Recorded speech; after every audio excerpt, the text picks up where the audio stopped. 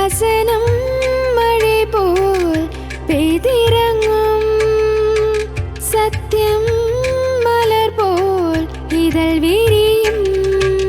சத்தியம் சத்தியமே, சத்தியம் சத்தியமே, சத்தியம் சத்தியமே, சத்தியம் சத்தியமே. சத்தியம் சத்தியமே என்ற இந்த அருமையான ஆசீர்வாதமான நிகழ்ச்சிக்கு வந்திருக்கிற உங்கள் எல்லோரையும் இயேசு கிறிஸ்துவாகிய தேவன் தாமே ஆசீர்வதிப்பாராக. நாங்களும் கூட உங்களை அன்போடு வரவேற்கிறோம். பிரியமானவர்களே, நாம் வாழக்கூடிய இந்த கடைசி நிமிடத்தில் வாழ்ந்து கொண்டிருக்கிற நமக்கு இந்த சமூகத்தில் இப்பொழுது எல்லா துறைகளிலும் கூட வளர்ச்சி அதிகமாய் காணப்படுகிறது. அதிகமாக மக்கள் தங்களது வாழ்வின் தரத்தை உயர்த்திக் கொள்வதற்காக எல்லா துறைகளிலிருந்தும் அவர்கள் ஆலோசனைகள் பெற்றுக்கொள்கிறார்கள். ஆம், கவுன்சிலிங் ஃபீல்டு, இன்று ஆலோசனை என்ற அந்த துறையானது மிகவும் வளர்ந்து காணப்படுகிறது.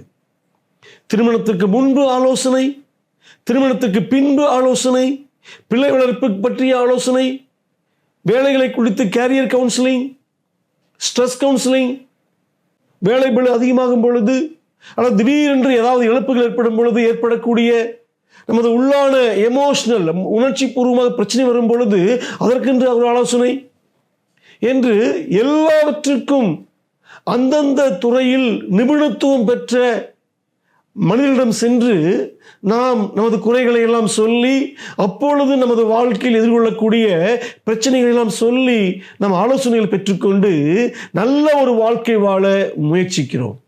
நல்லதுதான், அது ஒன்றும் தவறு கிடையாது. நாம் எப்பொழுதுமே ஆலோசனைகளை தள்ளிவிடும் பொழுதுதான், அதுவும் நமது வாழ்க்கை முன்னேறுவதற்காக, நமது வாழ்க்கை இன்னும் பிரமிப்பாவதற்காக, நமது வாழ்க்கை இன்னும் பிரகாசிப்பதற்காக நம்மை நேசிக்கக்கூடிய நமது பெரியவர்கள், நமது உடன் ஊழியர்கள், நமது உடன் நண்பர்கள் கொடுக்கக்கூடிய ஆலோசனைகளுக்கு நாம் செவி கொடுக்காத போதுதான் நமக்கு பிரச்சனை ஏற்படுகிறது. நெப்போலியன் போனபார்ட் என்று சொல்லப்படக்கூடிய அந்த பிரெஞ்சு நாட்டு சக்கரவர்த்தி தனது வாழ்வில் மிகப்பெரிய அழிவை தேடிக்கொண்டது தனக்கு கொடுக்கப்பட்ட ஆலோசனையை தள்ளிவிட்ட போதுதான். குறிப்பாக அவர் ரஷ்யாவில் போதொடுக்க விரும்பிய போது அவரது படைத்தளபதிகள் எல்லாம், ராஜாவே வேண்டாம், இப்பொழுது குளிர்காலமாக இருக்கிறது, ரஷ்யாவுடைய குளிரானது பிரெஞ்சு குளிரை போல அல்ல, அது மொத்த சேனைகளையும் அது சாகடித்து விடும், வேண்டாம் என்று சொன்னபோது அவர் அந்த ஆலோசனையை தள்ளிவிட்டு, இல்லை போய்த்தான் ஆக வேண்டும் என்று சொல்லி அங்கு கடும் குளிரான சமயத்தில் ரஷ்யாவை நோக்கி படையெடுத்து சென்ற போது ரஷ்ய நாட்டு சேனைகளால் அவர் பின்னாகவில்லை. ரஷ்யா நாட்டில் காணப்பட்ட அந்த குளிரானது, அந்த பனியானது அவர்களுடைய ஆயிரக்கணக்கான படை வீரர்களை அது கொன்று குவித்தது. மிகப்பெரிய ஒரு பின்னடைவை நெப்போலியன் போனபார்ட் தனது அரசியல் வாழ்க்கையில் அப்போ சந்தித்தார். ஆம், நாம் ஆலோசனைகளை தள்ளிவிடும் பொழுது மிகப்பெரிய பிரச்சனைக்கு உள்ளாகிறோம். மனிதர்கள் தரக்கூடிய ஆலோசனையை தள்ளும் பொழுதே இவ்வளவு பெரிய பிரச்சனைக்கு உள்ளாகுவோம் என்றால், உங்களையும் என்னையும் படைத்த சர்வ ஞானியாக கருதப்படுகிற சர்வ வல்லமையுள்ள அந்த இயேசு கிறிஸ்துவுடைய ஆலோசனைகளை நாம் தள்ளிவிடும் பொழுது அது நமக்கு எவ்வளவு பெரிய கேடை உண்டாக்கும். லூக்கா 7:30 இப்படி வாசிக்கிறோம் நாம், தங்களுக்கு கேடு உண்டாக தேவனுடைய ஆலோசனையை தள்ளிவிட்டார்கள். இங்கு பரிசேயரும் நியாயசாஸ்திரிகளுமாகிய சில மக்கள் தங்களுடைய வாழ்க்கைக்கு கேடு உண்டாக தேவனது ஆலோசனைகளை தள்ளிவிட்டார்கள் என்று வாசிக்கிறோம்.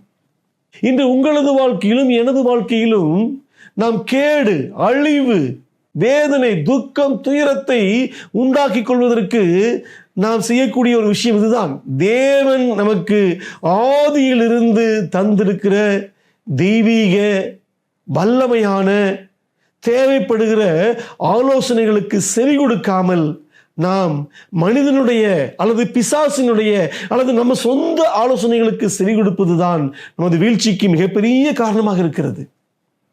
இந்த பரிசேயர்களைப் போல, இந்த நியாயசாஸ்திரிகளைப் போல தேவன் நமக்கு கொடுக்கிற ஆலோசனைகளை தள்ளிவிடும் பொழுது நாம் நமது தலையில் நாமே மண்ணை வாரி போட்டுக் கொள்கிறோம். பிரியமானவர்களே, இன்று உங்களது தனிப்பட்ட வாழ்க்கையில், உங்களது குடும்ப வாழ்க்கையில், உங்களது வேலையில், உங்களது படிப்பில் தேவன் தரக்கூடிய ஆலோசனைக்கு செவி கொடுக்க நீங்கள் தயாராக இருக்கிறீர்களா?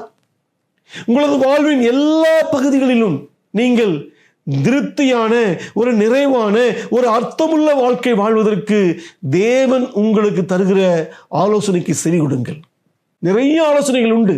ஆனால் முதல் படியாக ஒவ்வொரு மனிதனும் செவி கொடுக்க வேண்டிய, ஏற்றுக்கொள்ள வேண்டிய, கீழ்ப்படிய வேண்டிய முதன்மையான ஆலோசனை என்னவென்றால் தேவன் தரக்கூடிய ஆலோசனை தான். அதாவது மனம் திரும்புங்கள் என்று சொன்ன ஆலோசனைக்கு நாம் செவி கொடுக்க வேண்டும்.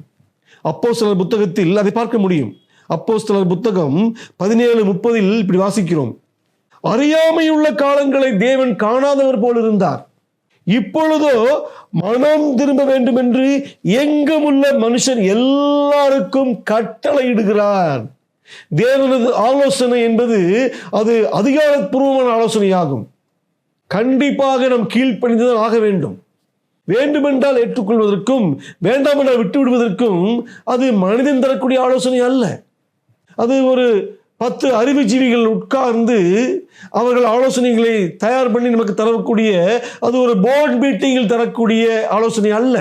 வானத்தையும் பூமியும் படைத்த சர்வ ஞானமுள்ள, சர்வ அதிகாரமுள்ள, சர்வ வல்லமையுள்ள, உங்களை என்னையும் படைத்த சர்வ சிருஷ்டிகராகிய அந்த இயேசு கிறிஸ்துவானவர் நம்மை நோக்கி கட்டளையிடுகிறார். நீங்கள் எல்லோரும் மனம் திரும்ப வேண்டும். உங்களது சொல்லாலும், செயலாலும், சிந்தனையாலும் தேவனது குணத்துக்கு விரோதமாக, தேவனது வார்த்தைக்கு விரோதமாக, தேவனது கட்டளைகளுக்கு விரோதமாக செய்யக்கூடிய எல்லா பாவங்களையும் விட்டு மனம் திரும்ப வேண்டும் என்று எங்கும் உள்ள மனுஷர் எல்லாருக்கும் கட்டளையிடுகிறார். நாம் இந்த ஆலோசனையை தள்ளிவிட்டு நான் என் மனம் போனபடிதான் செய்வேன் என்று சொல்வோமானால் நாம் நமக்கே கேடு உண்டாக்கி கொள்கிறோம். ஏனென்றால் தேவனது கட்டளையை மீறுவது பாவம், தேவனது ஆலோசனையை தள்ளிவிடுவது பாவம். பாவத்தின் சம்பளம் மரணம். இந்த பூமியிலும் தேவனது ஜீவன் இல்லாத ஒரு வாழ்க்கை வாழ்ந்து கொண்டிருப்போம். இந்த வாழ்க்கை முடிந்து போன பின்பு நமது பாவத்திற்கு தண்டனையாக நாம் நரகத்தீயில் வெந்து கெட்டு போவோம், செத்து போவோம். அந்த சாவானது நிரந்தரமானது. நிரந்தரமாக தேவனை விட்டு பிரிக்கப்படுவோம். நிரந்தரமாக சந்தோஷத்தை விட்டு பிரிக்கப்படுவோம். நிரந்தரமாக சமாதானத்தை விட்டு பிரிக்கப்படுவோம். நிரந்தரமாக பரிசுத்தத்தை விட்டு பிரிக்கப்படுவோம். ஆகவே தேவனுடைய ஆலோசனையாகிய, எங்கும் உள்ள மனிதருக்கு தேவன் தரக்கூடிய ஆலோசனையாகிய பாவத்தை விட்டு மனம் திரும்ப வேண்டும் என்று நாம் அதுக்கு கீழ்ப்படிய வேண்டும். பிரியமானவர்களே, இரண்டாவது ஆலோசனை, பாவத்தை விட்டு மனம் திரும்ப மட்டும் போதாது, அதற்கு பின்பு ஒரு அர்த்தமுள்ள, தேவனுக்கு கீழ்ப்படிதலுள்ள வாழ்க்கை வாழ்வதற்கு நாம் இயேசுவை விசுவாசிக்க வேண்டும். உங்களுக்காக, உங்களது பாவங்களை மன்னிப்பதற்காக சிலுவையில் அவர் மரித்து உயிரோடு எழுந்தார் என்று இயேசுவை உங்களது பாவ மன்னிப்பின் இரட்சகராக, நீங்கள் அடைய வேண்டிய தண்டனையை அவர் சிலுவையில் ஏற்றுக்கொண்டு உங்களது இடத்தில் உங்களுக்கு பதிலாக சிலுவையில் உயிரையே தந்து பாவத்தை மன்னித்தார், மரணத்தை ஜெயித்து உயிரோடு எழுந்தார் என்று நீங்கள் இயேசுவை நம்பும் பொழுது நாம் நமது பாவங்களில் சாகாமல் பாவங்களை ஜெயித்து தேவனோடு கூட என்றென்றைக்கும் ஆளுகை செய்வோம், அவரோடு திருப்தியாக வாழக்கூடிய வாழ்க்கை வாழ்வோம் என்று வேதம் தெளிவாய் சொல்கிறது. மனம் திரும்பி தேவனை விசுவாசிக்க வேண்டும். யோவான் 8:24 வாசிக்கிறோம். ஆகையால் நீங்கள் உங்கள் பாவங்களில் சாவீர்கள் என்று நான் உங்களுக்கு சொன்னேன், நானே அவர் என்று நீங்கள் விசுவாசியாவிட்டால். நானே அவர், அதாவது உங்களது பாவங்களை மன்னிப்பதற்காக உலகத்தில் பிறந்திருக்கிற மேசியா நான் தான், கிறிஸ்து நான் தான். உங்களது பாவங்களுக்காக சிலுவையில் இரத்த பலியாக மரித்த, உலகத்தின் பாவத்தை சுமந்ததற்கு வெளிப்பட்ட ஒரே தேவன் நான் தான் என்று என்னை நீங்கள் விசுவாசியாவிட்டால் உங்களது பாவங்களில் சாவீர்கள் என்றார். ஆம், இயேசுவை நம்பாத ஒவ்வொரு ஆத்துமாவும், அது யாராக இருந்தாலும் சரி, பெரிய அதிகாரத்துக்கு உட்பட்டிருந்தாலும் சரி, ஞானவானாக இருந்தாலும் சரி, பெரிய பணக்காரனாக இருந்தாலும் சரி, இயேசுவை விசுவாசியா விட்டால் அவனது பாவத்தில் அழிந்து போவான் என்றுதான் வேதம் சொல்லுகிறது.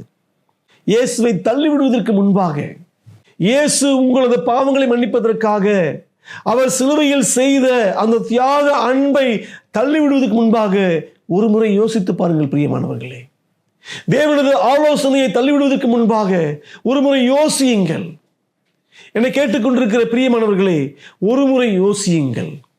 நீங்கள் பிறந்ததிலிருந்து இன்று வரை செய்த பாவங்களுக்கான தண்டனைக்காக, அந்த தண்டனையை மன்னிப்பெறுவதற்காக என்ன செய்ய போகிறீர்கள்? எப்படி உங்கள் பாவங்கள் மன்னிக்கப்படும்? தேவன் உங்களது பாவ மன்னிப்புக்காக பரலோகத்திலிருந்து பூலோகத்திற்கு வந்து உங்களது பாவத்திற்காக உங்கள் மேல் வரக்கூடிய தண்டனையை தன்மேல் ஏற்றுக்கொண்டு சிலுவையில் ரத்தம் சிந்தி உயிரையே தந்து உயிரோடு எழுந்த பின்பு அவர் தரக்கூடிய இந்த ஆலோசனை, உலகம் எங்கும் இருக்கிற எல்லாரும் பாவத்தை விட்டு மனம் திரும்பி, ஆண்டவரே நான் பாவியாக இருக்கிறேன், எனது பாவத்தை மன்னியும் என்று இயேசுவை நோக்கி பார்த்து, அவர் சிலுவையில் உங்களுக்காகத்தான் மரித்தார், உங்கள் மேல் வரக்கூடிய பாவத்தின் சம்பளமாகிய மரணத்தை அவர் உங்களுக்கு பதிலாக ஏற்றுக்கொண்டார் என்று இயேசுவை நீங்கள் விசுவாசித்தால், அது மட்டுமல்ல, பாவத்தை ஜெயித்து நரகத்தை ஜெயித்து அவர்தான் உயிரோடு எழுந்த ஒரே தேவனாக இருக்கிறார், ஒரே இரட்சகராக இருக்கிறார் என்ற இயேசுவை நீங்கள் விசுவாசிக்கும் பொழுது நாம் நமது பாவத்தில் சாக மாட்டோம். பாவத்தை ஜெயித்து இயேசு உயிர்த்தெழுந்திருக்கிறபடியினால், நாம் இயேசுவோடு இணைக்கப்பட்டிருக்கிறபடியினால் நாமும் கூட நமது பாவத்தை ஜெயித்து உயிரோடு ஜீவிப்போம், என்றென்றைக்கும் அவரோடு கூட. இந்த பூமியில் வாழும்போதும் கூட பாவத்துக்கு நம்ம அடிமையாகாமல் பாவத்தை நமக்கு அடிமையாக்கி நாம் பாவத்தின் மேல் ஒரு வெற்றியுள்ள வாழ்க்கை வாழ்வதற்கு இயேசு நமக்கு உதவி செய்வார். பிரியமானவர்களே, இதுவரை உங்களது வாழ்க்கையில் எத்தனை ஆலோசனைகள் தள்ளிவிட்டிருக்கிறீர்கள்? எத்தனை ஆலோசனை கீழ்ப்பணிந்திருக்கிறீர்கள்? இந்த படிப்பெடுத்தால் எதிர்காலத்தில் நல்ல வேலை கிடைக்கும் என்று சொல்லும் பொழுது அந்த படிப்பை எடுத்து நல்ல வேலைக்கு அமர்ந்திருக்கிறீர்கள் அல்லவா? இந்த பெண்ணை திருமணம் முடித்தால் குடும்ப வாழ்க்கை நன்றாக இருக்குன்னு சொல்லும் பொழுது அந்த பெண்ணை திருமணம் முடித்து நல்ல குடும்ப வாழ்க்கை வாழ்கிறீர்கள் அல்லவா?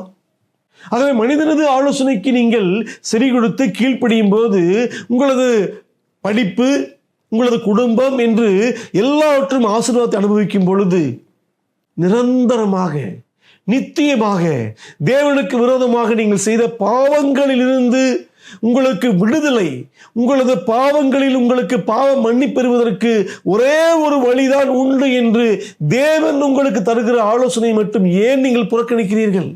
தேவனது ஆலோசனையை தள்ளிவிடும் பொழுது நாம் நமக்கு கேடு உண்டாக்கிக் கொள்கிறோம் என்று வேதம் தெளிவாய் சொல்கிறது. ஏன் இயேசுவை நீங்கள் புறக்கணித்து உங்களது வாழ்க்கைக்கு நீங்கள் கேடு உண்டாக்க வேண்டும்?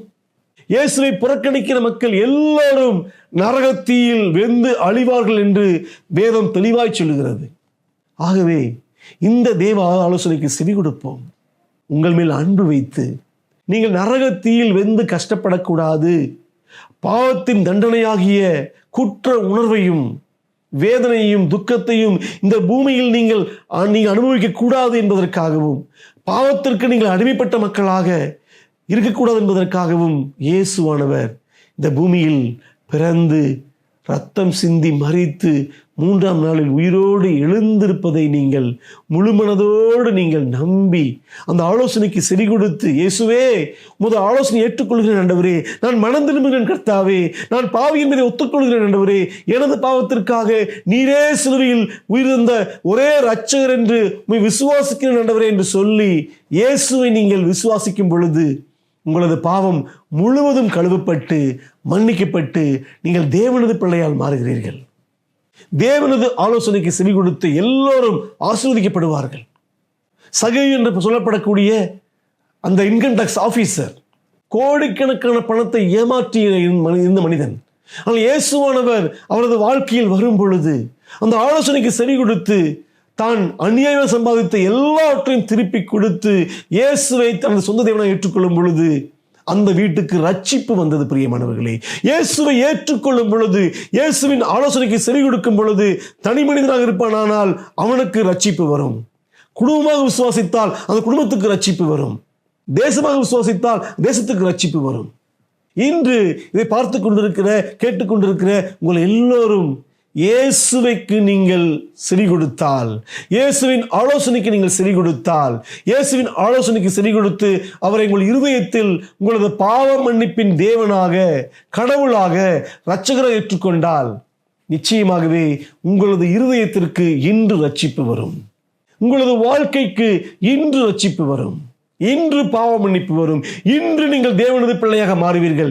இன்று உங்களது வாழ்க்கை அர்த்தமுள்ளதாக அழகானதாக மாறும். பிரியமானவர்களே, அவ்வாறு பாவம் மன்னிக்கப்பட்டு ஒரு அழகான, ஒரு அன்பான, ஒரு கிருபையுள்ள அர்த்தமுள்ள வாழ்க்கை வாழ்வதற்கு தேவன் உங்களுக்கு உதவி செய்வாராக. ஆமேன். இந்த தேவ ஆலோசனைக்கு செவியுடுங்கள். உலகம் தோன்றிடும் முன்னே அவர் அறிந்தாரே என்னையே. எந்தன் கருவை அவரே தோன்றிட செய்தாரே அற்புதம். எந்தன் எலும்புமே உருவாக செய்திட்டாரே. நரம்பும் தானே தசையுடனே செய்தென்றுமே தேகம் யாவுமே உருவாக்கினாரே. என்னே ஆச்சரியமே. ஆண்டவரும் இரட்சகருமாயிருக்கிற இயேசு கிறிஸ்துவின் நாமத்தினாலே இந்த சத்தியம் சத்தியமே நிகழ்ச்சியை பார்த்து கொண்டிருக்கிற உங்கள் யாவருக்கும் எங்களுடைய அன்பான வாழ்த்துதல்களை நாங்கள் தெரிவித்துக் கொள்கிறோம். அருமையான எங்களுக்கு பிரியமான சகோதர சகோதரிகளே, நம்முடைய வாழ்க்கையிலே நாம் பலவிதமான தேவைகளின் மத்தியிலே கடந்து செல்லக்கூடியவர்களாக இருக்கிறோம். இந்த உலகத்திலே தேவைகள் இல்லாத ஒரு மனிதர் என்று யாரும் இல்லை. எல்லாரும் தேவையோடு கூட நாம் காணப்படுகிறோம். பிறந்த குழந்தைக்கு ஒரு தேவை, நாளைய தினத்திலே மரிக்கப் போவதற்கு சமீபத்திலே இருக்கக்கூடிய வயதானவர்களுக்கும் சில தேவைகள் இருக்கிறது.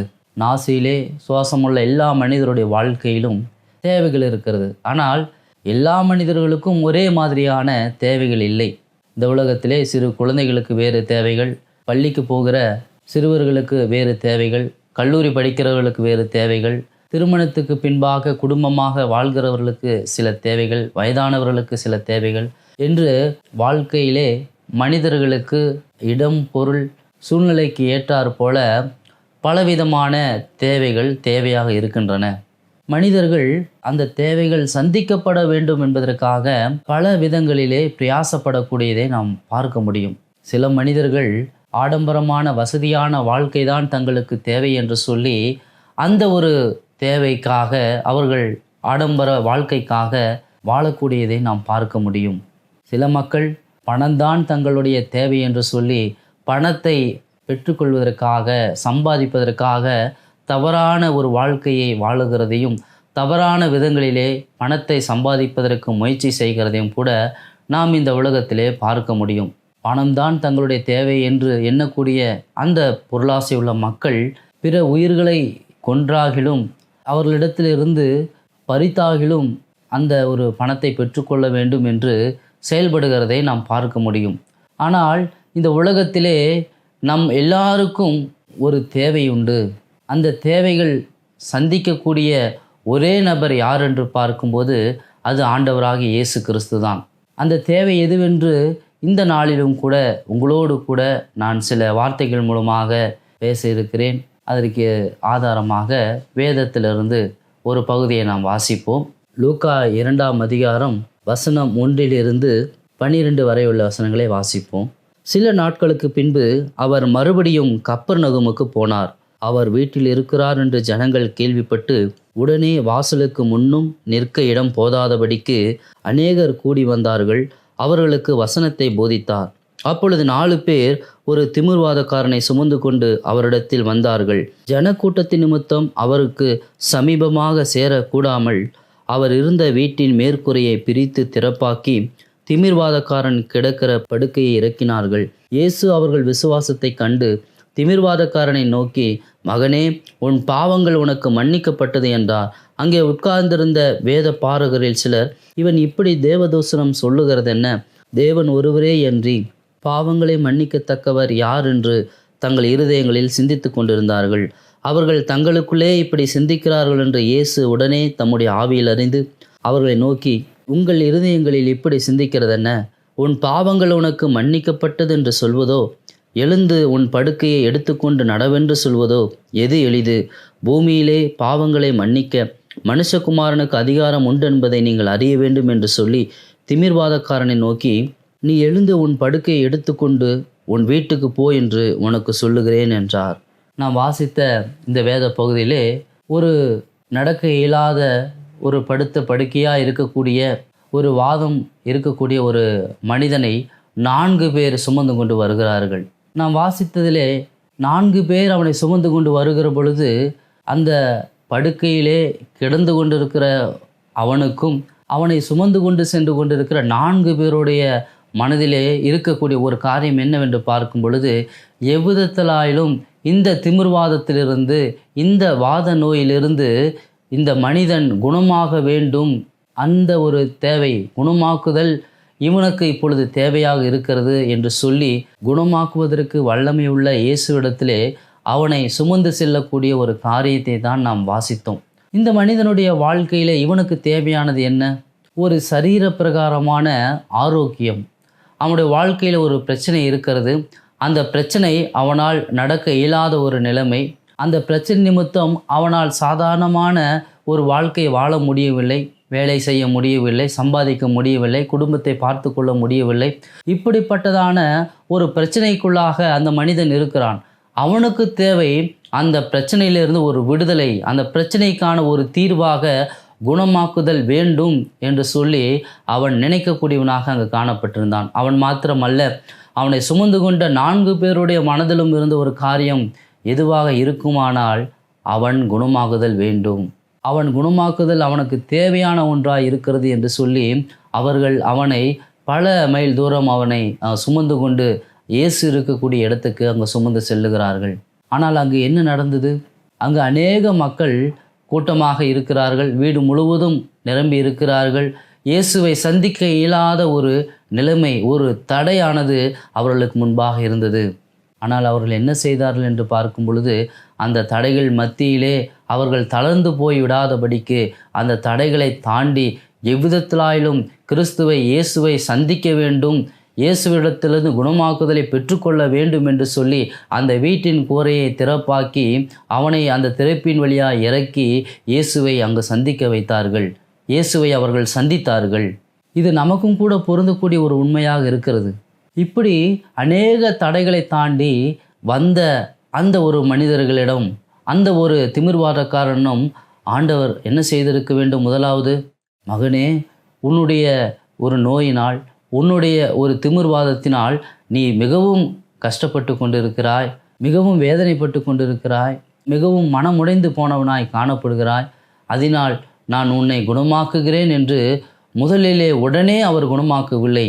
மாறாக ஆண்டவர் என்ன சொன்னார் என்று கவனியுங்கள். மீண்டுமாக அந்த வேத பகுதியை நாம் வாசிக்கலாம். இயேசு அவர்கள் விசுவாசத்தை கண்டு திமிர்வாதக்காரனை நோக்கி, மகனே, உன் பாவங்கள் உனக்கு மன்னிக்கப்பட்டது என்றார் என்று சொல்லி வாசிக்கிறோம். இந்த மனிதன் ஒருபோதும் தான் பாவி என்பதையும் பாவங்களை மன்னிக்கும்படியாகவும் அவன் ஆண்டவரிடம் கேட்கவில்லை. அவனோடு கூட இருந்த மனிதர்களும் கூட இவன் பாவியான மனிதன், இவன் மன்னிக்கப்பட வேண்டும் என்று ஆண்டவரிடத்தில் வேண்டிக் கொள்ளவில்லை. ஆனால் ஆண்டவர் அவனை பார்த்தவுடனேயே புரிந்துவிட்டார். அவனுடைய முதலாவது தேவை குணமாக்குதல் அல்ல, அவனுடைய முதலாவது தேவை அவனுடைய பாவங்கள் மன்னிக்கப்பட வேண்டும் என்று சொல்லி ஆண்டவர் என்ன செய்தார்? மகனே, உன் பாவங்கள் உனக்கு மன்னிக்கப்பட்டது என்று சொல்லி ஆண்டவர் சொன்னார். அருமையான சகோதர சகோதரிகளே, உங்களுடைய வாழ்க்கையிலே உங்களுக்கு எது தேவை என்று நினைத்து கொண்டிருக்கிறீர்கள்? ஒருவேளை நீங்கள் தேவை என்று நினைக்கக்கூடிய காரியமானது அது 2ஆம் தேவையாக இருக்கலாம், 3ஆம் தேவையாக இருக்கலாம், அல்லது தேவையில்லாத ஒன்றாக கூட இருக்கலாம். ஆனால் உங்களுக்கும் எனக்கும் மிகவும் தேவையான, முதலும் முக்கியமான தேவையான ஒன்றாக காணப்படக்கூடியது எதுவென்று பார்க்கும் பொழுது பாவங்கள் மன்னிக்கப்படக்கூடிய பாவ மன்னிப்பாக இருக்கிறது. அருமையான சகோதர சகோதரிகளே, தேவனால் நேசிக்கப்படுகிறவர்களே, அந்த தேவைகள் உங்களுக்கு சந்திக்கப்பட்டிருக்கிறதா? தேவன் வானத்தையும் பூமியும் படைத்த கர்த்தர் உங்கள் பாவங்களை மன்னித்திருக்கிறாரா?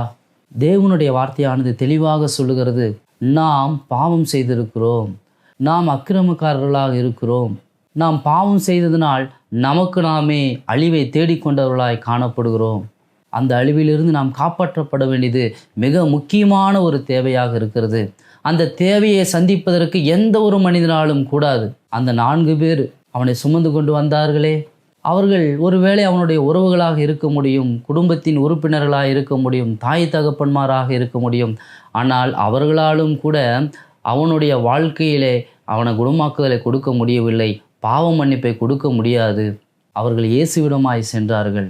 இன்றும் கூட நம்முடைய வாழ்க்கையிலே நம்மை அடிமைப்படுத்தி வைத்திருக்கிற, நம்முடைய வாழ்க்கையிலே வருகிற வலி வேதனைகளுக்கு கஷ்டங்களுக்கு காரணமாக இருக்கக்கூடிய பாவங்களை மன்னிப்பதற்கு ஒருவரால் மட்டுமே முடியும்.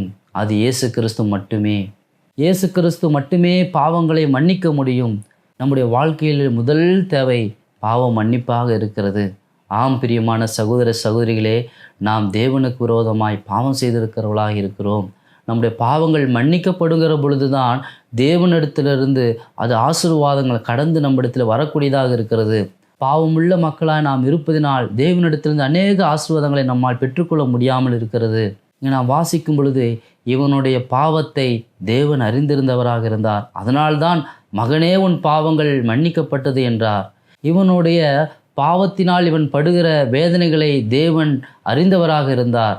அவன் உள்ளத்தில் இருந்த வேதனைகள் எல்லாம் புரிந்து கொண்டு அந்த வேதனைகளை நீக்கும்படியாய் ஆண்டவர் பாவங்கள் மன்னிக்கப்பட்டது என்றார். இன்று நம்முடைய பாவங்களும் மன்னிக்கப்பட நாம் என்ன செய்ய வேண்டும்? அந்த திமிர்வாதக்காரன் இயேசுவை சந்தித்தது போல, இயேசுவை தேடுவதற்கு ஆட்களை அழைத்து அங்கு சென்றது போல, நம்முடைய வாழ்க்கையிலே நம்முடைய பாவங்கள் மன்னிக்கப்பட நாம் இயேசுவை தேடி செல்லக்கூடியவர்களாக இருக்க வேண்டும்.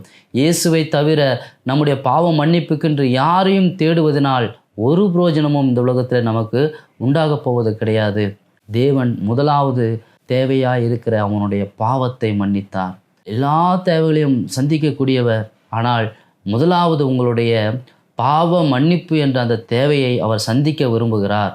அன்பான சகோதர சகோதரிகளே, பாவ மன்னிப்பு கொடுப்பதற்கு என்ன செய்ய வேண்டும்? தேவன் பாவம் மன்னிக்கப்பட்டது என்று சொல்வது மாத்திரம் அல்ல, பாவம் மன்னிக்கப்படுவதற்காக அவர் பல பாடுகளை பட்டு சிலுவையிலே தம்முடைய பரிசுத்தமான இரத்தத்தை சிந்தி அவர் தன்னுடைய உயிரையே கொடுத்து மரிக்க வேண்டும். அன்பான சகோதர சகோதரிகளே, தேவன் உங்களுடைய தேவைகளை சந்திக்கிறவராக இருக்கிறார். உங்களுடைய தேவையாகிய பாவ மன்னிப்பை தருவதற்காக அவர் மரணத்தையும் ஏற்றுக்கொள்ள தயங்காமல் உங்கள் மீது வைத்திருக்கக்கூடிய அன்பினாலே தம்முடைய ஜீவனையே உங்களுக்காக கொடுத்தவர் அன்பு செய்திருக்கிறவராக இருக்கிறார். அப்படியானால் உங்களுடைய தேவைக்காக நீங்கள் செல்ல வேண்டியது அது தேவனிடமாக இருக்கிறது. அவர்கள் தேவனை தேடி சென்றார்கள். நாமும் நம்முடைய தேவைகளுக்காக நாம் தேவனை தேடி செல்ல வேண்டும். தேவனை தேடுகிற பொழுது அவரிடத்திலே வந்து, ஆண்டவரே, உமக்கு விரோதமாய் நாங்கள் பாவம் செய்திருக்கிறோம், எங்கள் பாவங்கள் நிமித்தமாய் நாங்கள் வேதனையுள்ள ஒரு வாழ்க்கை வாழ்ந்து கொண்டிருக்கிறோம், எங்களுடைய வாழ்க்கையை நீர் கண்ணோக்கி பார்த்து நீர் எங்கள் பாவங்களை மன்னித்து எங்களுடைய வேதனைகளை நீக்கி போடும் என்று சொல்லுகிற பொழுது பாவத்தின் விளைவாக இருக்கக்கூடிய அத்தனை விளைவுகளையும் தேவன் நம்முடைய வாழ்க்கையிலிருந்து அவர் எடுத்து போடக்கூடியவராக இருக்கிறார். ஆண்டவரை திரும்பவுமாக அவர் என்ன சொல்லுகிறார்? அவர் பாவ மன்னிப்பு என்ற தேவையை சந்தித்ததற்கு பின்பாக ஆண்டவர் அவனுடைய இந்த உலகத்தில் வாழக்கூடிய வாழ்க்கைக்கு தேவையான ஆரோக்கியத்தை கொடுக்கக்கூடியவராக இருந்தார். அன்பான சகோதர சகோதரிகளே, இந்த உலகத்திலே நமக்கு தேவையாக இருக்கக்கூடிய காரியங்கள் கொடுப்பதற்கு ஆண்டவர் முதல் முக்கியம் கொடுப்பது கிடையாது. இந்த உலகத்துக்கு பின்பாக வரக்கூடிய அழிவில்லாத முடிவில்லாத வாழ்க்கைக்கு தேவையானவைகளை தேவன் தருவதற்கு முதலில் பிரயாசப்படக்கூடியவராக இருக்கிறார். அதை பெற்றுக்கொண்டவர்களுக்கு இந்த உலகத்திலே தேவைப்படுகிறதான தேவைகளையும் சந்திக்கிறவராக இருக்கிறார். அவனுக்கு குணமாக்குதல் தேவையாக இருந்தது. நம்முடைய வாழ்க்கையிலே எது நமக்கு தேவை? இந்த உலகத்திலே கடவுளுக்கு பிரியமாய் வாழ்வதற்கு அந்த தேவைகள் எல்லாவற்றையும் அவர் தருகிறவர், கொடுக்கிறவராக காணப்படுகிறார். அன்பான சகோதர சகோதரிகளே, இயேசுவால் நேசிக்கப்படுகிறவர்களே, உங்களுடைய வாழ்க்கையிலே மிக முக்கியமான தேவையாக இருக்கிற பாவ மன்னிப்பை தேவனிடத்திலிருந்து பெற்றுக்கொண்டீர்களா? இரண்டாவது, தேவனுக்கு பிரியமான வாழ்க்கை வாழ்வதற்கு தேவையானவைகளை தேவன் உங்களுக்கு தரக்கூடியவராகவும் இருக்கிறார். இதுதான் இந்த உலகத்திலே மிக முக்கியமான ஒரு தேவையாக இருக்கிறது. தேவன் உங்களை ஆசீர்வதிப்பாராக. ஆமேன். சத்யம் சத்யமே, சத்யம் சத்யமே, சத்யம் சத்யம்.